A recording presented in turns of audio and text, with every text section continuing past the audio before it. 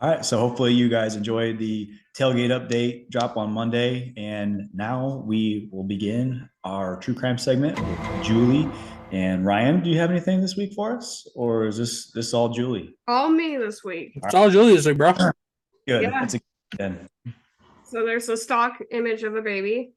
And he was already there for the format, but also cute. And there's very few cute things today, so I decided to keep him. So I was Googling, what's going on in the true crime world with the NFL, and I saw an article and it said that the NFL had gone one calendar month without an arrest. And I was excited. And I was like, well, when has that been? I found out because the Bleacher Report doesn't have article dates on it that it was in 2015. So that's the last time. September of 2015 was the last time since July of 2009 that we've had a single month without any arrests. So Merry Christmas. So Von Miller here. We all heard about that. So we're just gonna hash it out a little bit. I legitimately grieved over hearing this because it's Von Miller, and it was just really tragic to hear that this had happened. So I'm glad I'm a little emotionally distanced from that. Surprise. So he was arrested last week for domestic salt and pepper, is what I'm calling it now, against his longtime partner and the mother of his son. She called 911 saying that her boyfriend was choking and hitting her. She said Miller pulled a chunk of her hair out and that there was blood. And when police arrived, they saw evidence of bruising around her neck. So she was 6 weeks pregnant with their second child, and Von Miller knew about it. I was kind of surprised because 6 weeks is so early. I mean, Caleb knows a little bit about like this whole process, but that's barely having kids, but that's barely like. You would know by then for sure. Well, maybe, but my mom had a P test at 6 weeks, and I didn't even show up. Like, because sometimes it takes longer for the hormones to come out, or for the hormones to rise to a level. So that's 2 weeks after a missed period. That any woman can have that any given month. Yeah. So I was surprised to see that they were so on top of it. I was like, did he not know? But he absolutely knew. Anyway, so she later walked back her statement saying things were blown out of proportion. Called it actually outrageous and said no one salt and peppered anyone. It was a verbal disagreement. There was a domestic salt and pepper advocate and who had education in this area, and she said it's really not unusual for victims to make excuses like that or to say things like that. I was kind of confused because how can you say it was just verbal when the police saw the bruises on your neck and you were missing a chunk of hair? So that's kind of a tough sale. But anyways, the police department has no comment about whether they're gonna continue charges, if the girlfriend is going to work with them on that, or if they're going to press them regardless of what she wants. We don't know. Von Miller has no comment. So the day after the event, he was charged with a warrant and he turned himself in. He will still be playing this week. Bill's GM says that they will follow the lead of the NFL, and McDermott says that he's a football coach and not an investigator. Goodell apparently does not currently show interest in putting Miller on the exempt list. And apparently that's not typically done until there's formal charges filed or the NFL's own investigation finds that concludes that a person has breached the personal conduct policy. So I guess it's not totally abnormal that he's still playing, and that is pending currently, and super sad. And apparently they've had a really long history of having problems, public problems, and social media and things like that, sharing texts and all that kind of stuff. So sometimes two people aren't good together, and maybe that's something that they should hash out. All right, so we got Mikey here. This one was kind of wild. I didn't know anything about the. You know anything about this guy, Ryan? His name sounds familiar, but like Yeah, I don't recall anything about him. yeah. He's a 19-year-old University of Memphis star. He is in his first semester at University of Memphis, and he'll likely stay there. He's currently taking remote courses, and he's still on the roster. The social media star was making millions in high school before he even got there, and he was. Bastard. I know, and he was facing 9 felonies after a March incident. So this happened in March this year, which means before he even went to college. So anyway, so yeah, 9 felonies. Let me see here. He salt and peppered with a deadly weapon, firing into an occupied vehicle and making criminal threats. He shot 4 times into a vehicle with 6 people inside, a Tesla, which sounds like a really tight fit. But anyway, so Pendejo. What? Pendejo. Can't do it. No, can't do that. He pled not guilty. He had a plea deal last week. His plea deal was revisited. He was only being convicted for 1 felony of making criminal threats. So now it's going into a sort of diversion program where he's required to take anger management courses, safety courses, do 80 hours of community service, and no more run-ins with the law until his sentencing date next August. And if he gets that, then it gets pled down to a misdemeanor. It happened in California, and as we know, they are more lenient than a wet spaghetti noodle. So that doesn't totally surprise me. I am a misdemeanor for shooting at people. What? A misdemeanor for shooting at people? Yeah, 4 times. That is insane. Yeah, I don't think the college not only knew about it because it happened before he came, like 3 months ahead of time. They still brought him in, and he's still on the roster, and they have no intention of taking him off. Wait, what? As far as we know, that's the news on that. So far, I know. Because the school has basically said, like, we don't plan on taking him off the roster, and the college basketball commissioner or whatever like said it's fine. So like it seems like Mikey's sticking around to he must be the next like Michael Jordan or something, because they're really like putting a lot on the line to keep this guy around, and he's only a freshman and he did all of those. So you know, some people are mad because he seems to be getting an advantage that most people wouldn't have the pleasure of having. 100%. Yeah, so we'll be hearing more about California and their diversion programs later on. All right, so we got Josh here. Boy. Yeah, so the NBA commissioner, that's who I was thinking of with the commissioner, not the okay. He said that they will need more than allegations to suspend him. So he is continuing to play every game for the Oklahoma City Thunder. He posted the pictures of a child who's 15 years old, who he appears to be dating, I would presume, since he appeared to be either fully or mostly naked, and she was also sparsely clothed from what you could see in that photo. It wouldn't be something you would take with a person that you probably weren't dating. Anyway, so family of the teen, they're not cooperating so far, and Giddy has no comments, and the Newport police is having a hard time because of the lack of cooperation, and they've reached out to the public to report any relevant information that they have. So they're still continuing to consider this. But yes, ladies and gents, we have a grown-ass man going after a 15-year-old. So sorry. Yep. All right. Our boy Brad here. So he's the Chicago Blackhawks coach, yeah?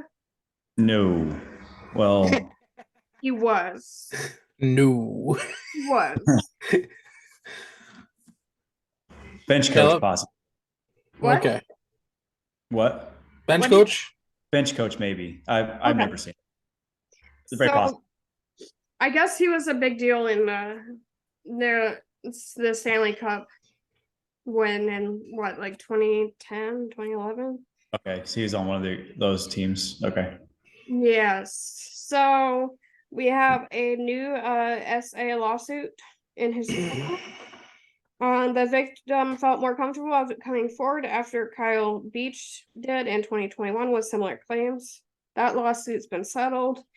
And the ignorant ass and CTE victim, Adam Shaw, a former NHL player, my words, not his, blamed Beach, who was 20 at the time, and said he wouldn't put himself in the bad situation that Kyle was in.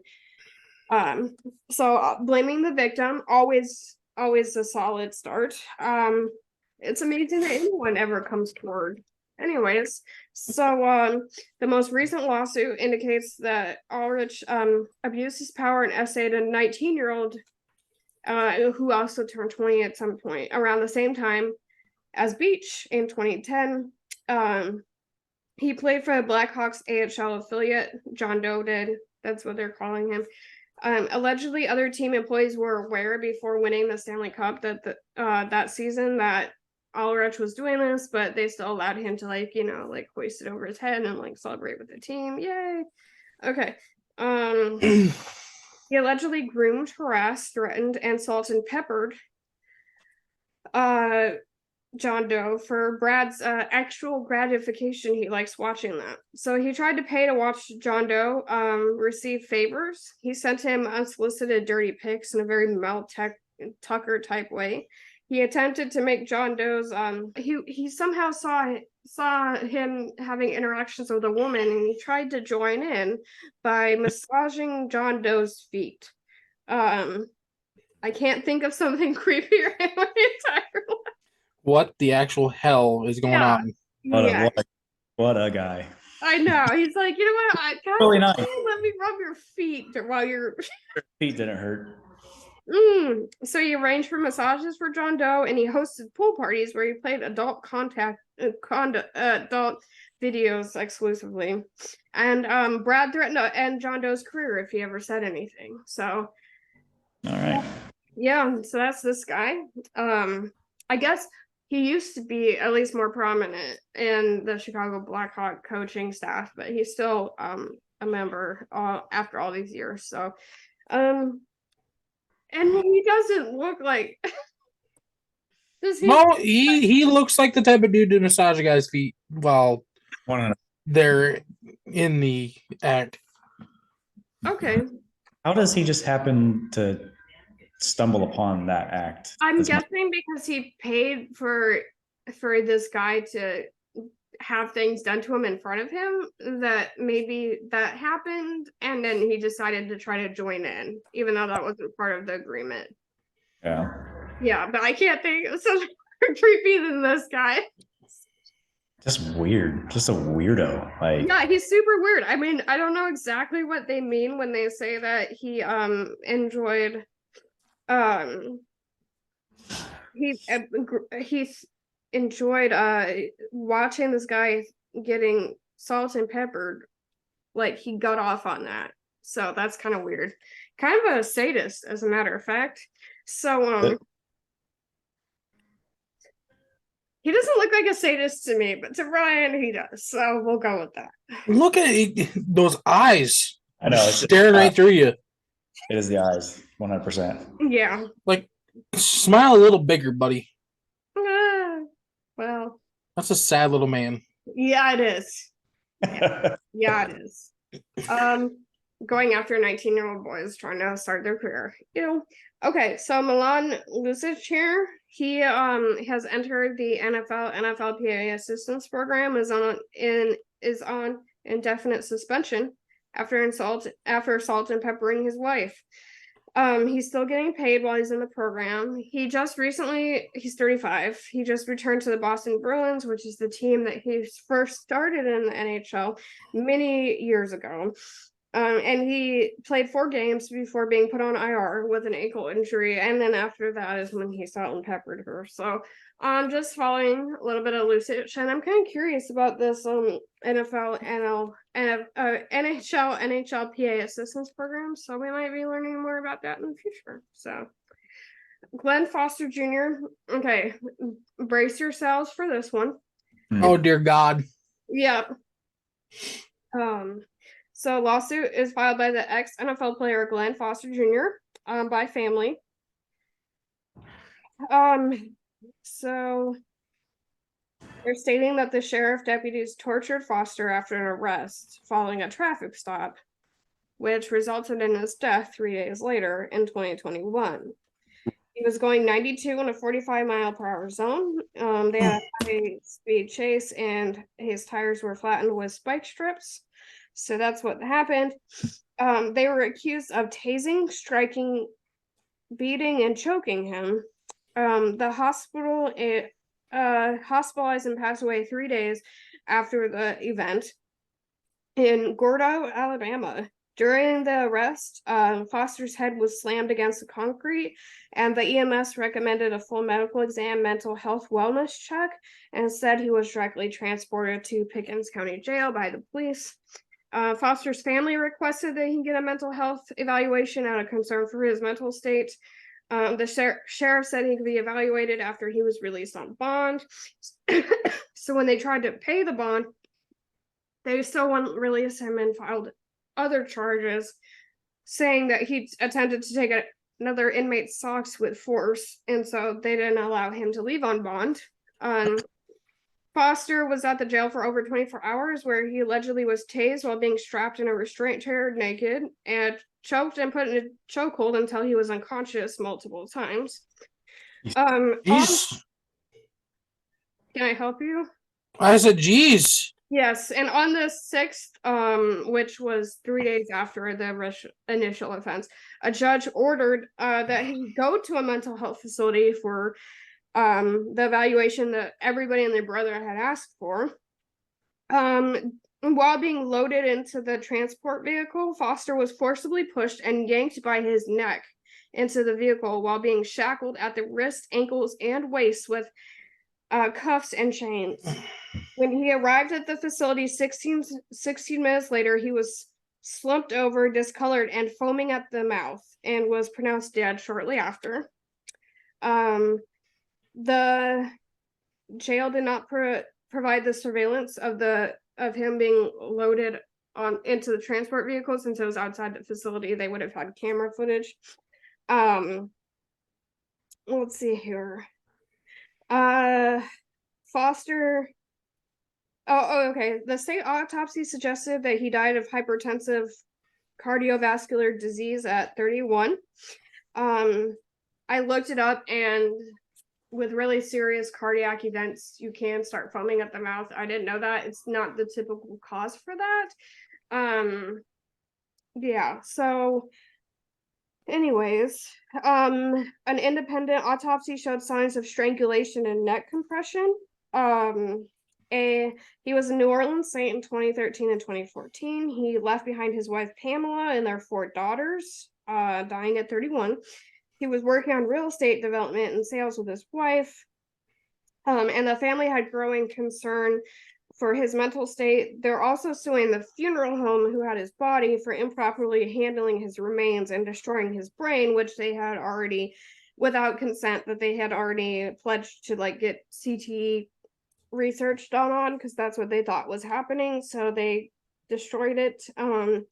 So yeah, so that was Glenn Foster Jr. So we'll definitely be following that lawsuit. It sounds like something out of the 1930s. So I'm kind of shooketh. And yeah, so that's all I have to say about that right now. Yeah. All right, Sergio here. Let me see. Okay. We're just gonna keep on chugging. Okay, so exactly. Brown pled not guilty on Wednesday to murdering his mom. Preliminary DNA results indicate that the DNA found underneath Myrtle, his mother's fingernails, appeared similar to Sergio's. Because they lived in the same home, his DNA would be pretty much everywhere, but it would not be expected to be underneath her fingernails, which is something that normally happens when with defense attempts when they're trying to stop something from happening. Often they get the DNA of their perpetrator on their hand underneath their fingernails, so that's why that is particularly important, because it is so hard to get like other evidence like in the home and stuff like that. So we're just following that, but he said I'm not guilty, so that's cool. Jerry Jones here is a little dog. So he was sued by a woman claiming to be his daughter, 26-year-old congressional aide Alexandra Davis, for defamation, saying Jones and two of his associates attempted to paint her as an extortionist and a shakedown artist in two different separate ESPN articles. The judge threw out part of Davis's lawsuit and gave them the opportunity to amend their complaint and try again. So he's like, this doesn't work, but try this. So they're going to be like refiling or whatever soon.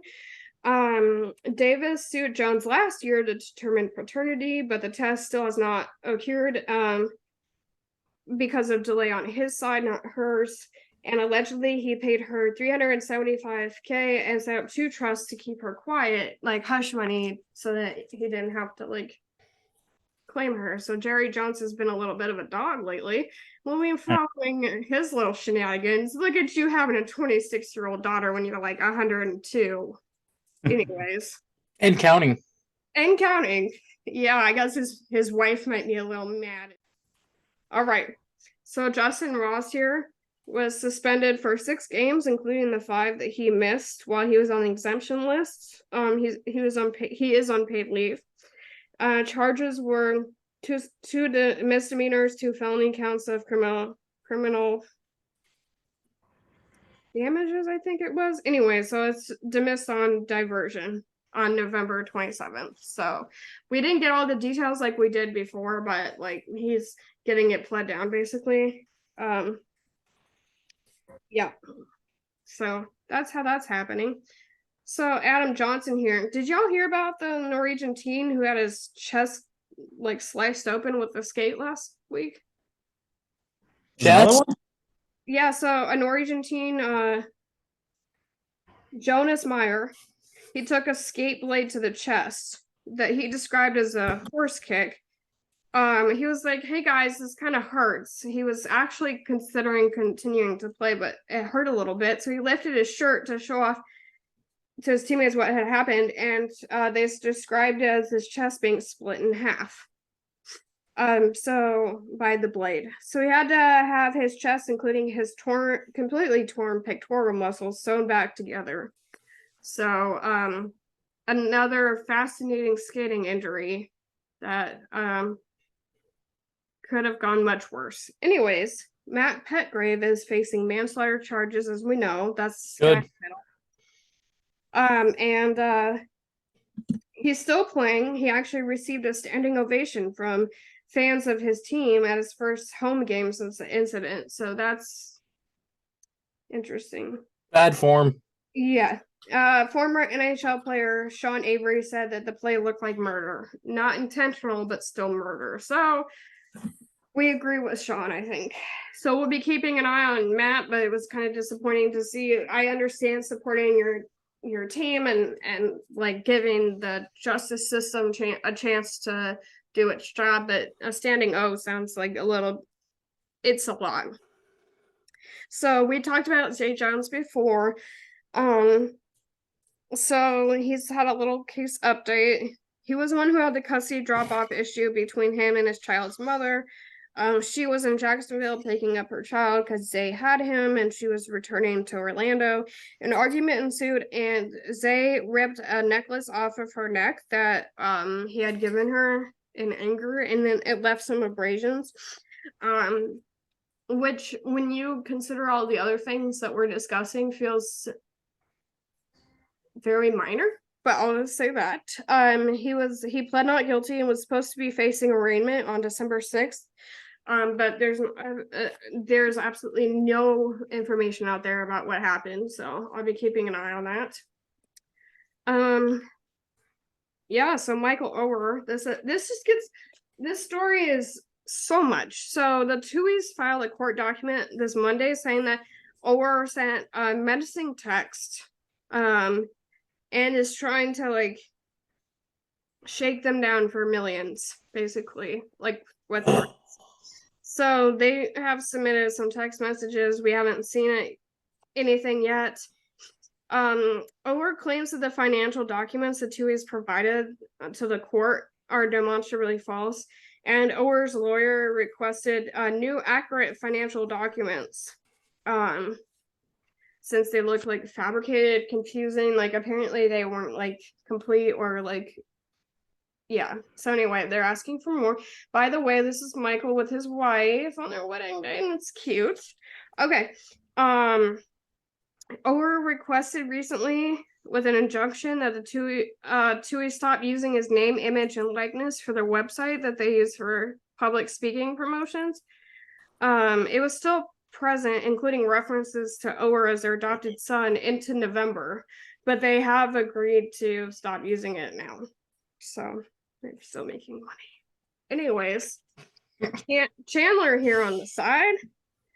He posted a 2-minute video a week ago where he confessed to being naked except for a beanie on his head. There was a smoke detector beeping in the background for ambiance. He alleges that the police were forcing their way into his home. It doesn't appear that they actually were. And he spoke of his 2 recent arrests and 2 psych ward visits. At least one of them was involuntary, probably both. He was mostly incoherent. So some fans had some things to say. He said, walking around the crib butt-ass naked, only wearing a beanie. Football will be banned once they study his brain. And somebody else said, yeah, my kid's not playing football. Fuck that. So there's that. All right. So we got Antonio Brown. He posted this message. Oh, Instagram post? No, it was Twitter. On Monday, he posted a tweet about with a shot of a huge amount of cash, like huge, more than I make in a year. Anyway, that was allegedly given to him as hush money while they played him hurt with the that whole incident. It doesn't seem super reliable. Obviously, nothing from him does, but it was intriguing. Darion Kendrick here. This is where we're talking about another California diversion program. In court on Tuesday, he was granted diversion after facing 2 misdemeanor firearm charges for carrying a concealed and loaded weapon. In the next year, he must do 20 hours of community service, do a firearm safety class, and he can't break the law. If he does that, he's good. They get waived. So there we go. Having a family member, and I'll just leave it there, with a diversion program, not in California, but close, it's kind of terrifying. And my only hope is that, like, if they can't break the law for an extended period of time, if they're as problematic as they appear to be, like, it'll catch up with them. And then if it was just a mistake, because, for example, Darion here is only 23, like, it does give them an opportunity. So in the case of one closer to my own home, it seemed like the worst idea ever, but in this situation, maybe I can totally see it. So just like keep your firearm to yourself and not like riding down the Hollywood Strip with it, okay? Anyway, so he's in diversion too. We have 3 NFL players in diversion programs right now, so keep an eye on that. So Henry Ruggs. This was a legit TMZ article, and I thought like we would keep it a little light after like talking about like police brutality and people dying a lot. I was like, well, maybe we'll just end this with a little fun fact. So they actually had a real article about the Thanksgiving meal that he got on Thanksgiving. There was no extracurriculars at the jail that day, but they did get a full turkey dinner, and they literally provided the menu screenshotted. He got 4 ounces of roasted turkey, 1 cup of taters, 2 full ounces of gravy, a half a cup of cornbread stuffing, 1 cup of green beans, 2 full ounces of cranberry sauce, 1 fresh dinner roll, half an ounce of margarine, and 1/54 cut of a pumpkin pie square.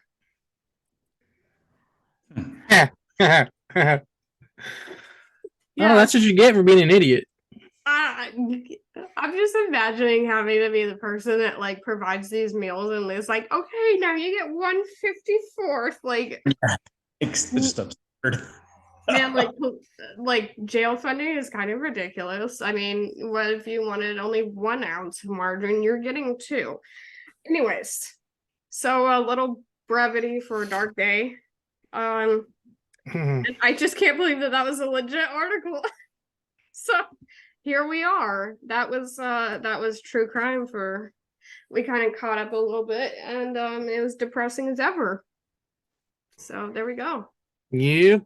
Lots of salt and pepper, y'all. Yeah, lots of it. All right. Well, Lots of it. I trust y'all to not lay hands on your woman this week, and we'll just reconvene next week. I think that's a safe assumption. Yeah, of course. bare minimum here, folks. Bare minimum. Yeah, I mean, Yeah, we're not asking a lot. Okay. we're taught as children, keep your hands to yourself. Keep your hands to home. Yeah. And in the case of the guy going after the child, that especially applies to you. All right. Well, comment, like, subscribe, tell us what you think. Don't like it too much. And did I forget anything? Do you have any opinions? There's so much crazy stuff happening that it's kind of hard sometimes to catch every last story. So let me know. All right. Well, we'll be back for another rousing show of true crime next week. Don't sound so enthused, Julie. My God. I'm depressed because they killed a man in prison for a traffic offense, and I haven't quite recovered from that feeling. Anyway. Yep. All right.